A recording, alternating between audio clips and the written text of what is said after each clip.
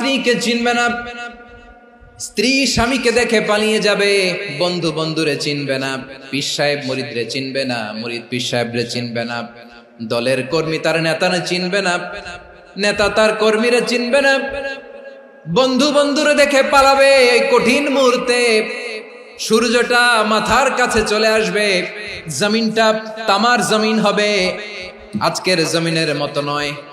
মানুষ ঘর্মাক্ত, ক্লান্ত, শ্রান্ত মাথার মগজগুলো কানের ছিদ্র আর নাকের ছিদ্র দিয়ে বেয়ে বেয়ে পড়বে। বিশ্বনবী ফরমান, কিয়ামতের ওই কঠিন ময়দানে 7 শ্রেণীর ব্যক্তিকে রব্বুল আলামিন তার আরশের নিচে ছায়া দিবেন। তার মধ্যে প্রথম শ্রেণীর ব্যক্তি হলো ইমামুন আদিল, যে ইনসাফের সাথে বিচার করে, যে জাস্টিস সমাজে সার্ভ করে, যে সুশাসন নিশ্চিত করে, ওই ইমামুন আদিল। আদিল শব্দটা বুঝছেন না? ইন্নাল্লাহা ইয়া'মুরু বিল আদল, পাইছেন? আদিল। 7 শ্রেণীর ব্যক্তিকে আল্লাহ তাআলা সুশীতল আরশের নিচে ছায়া দিবেন, যেদিন তার দেয়া ছায়া ছাড়া কোনো ছায়া থাকবে না। এর প্রথম হচ্ছে ইমামুন আদিল, ন্যায়পরায়ণ শাসক। চিল্লায় বলেন সুবহানাল্লাহ।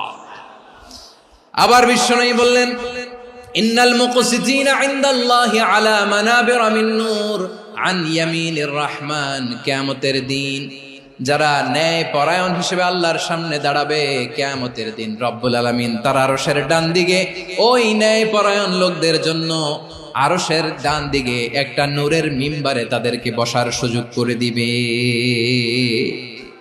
আল্লাহর আরশের ডান দিকে ন্যায় পরায়ণ লোকদের জন্য আল্লাহ তাআলা নূরের মিম্বার বানাবে।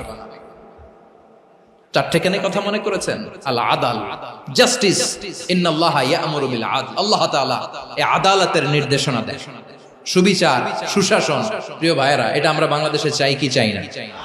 এই যে অরাজকতা, এই যে অন্যায়, এই যে জুলুম, এই যে ইনকনসিস্টেন্সি সমাজের অসঙ্গতির প্রধান কারণ জাস্টিস নাই, সুবিচার নাই, সুশাসন নাই।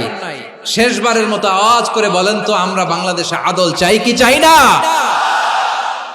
তাহলে প্রথম নির্দেশনা শেষ। আল্লাহ তাআলা তোমাদেরকে আদলের আদেশ দেন। এরপরে আল্লাহ বললেন, আমি তোমাদেরকে ইহসানের আদেশ দেই। ইন্নাল্লাহা ইয়া'মুরু বিল আদলি ওয়াল ইহসান।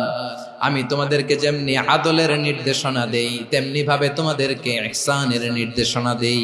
ইহসান, আওয়াজ করে সবাই বলেন তো ইহসান। ইহসান মানে কারো প্রতি সফট হার্টেড হওয়া, মহানুভব হওয়া, অনুগ্রহ পরায়ণ হওয়া, অনুগ্রহশীল হওয়া, একে অপরের প্রতি দয়াদ্র হওয়া। একে অপরের প্রতি দয়াদ্র, অনুগ্রহশীল হওয়া ছাড়া মানবিক সমাজ কশিনকালেও গঠন করা সম্ভব না।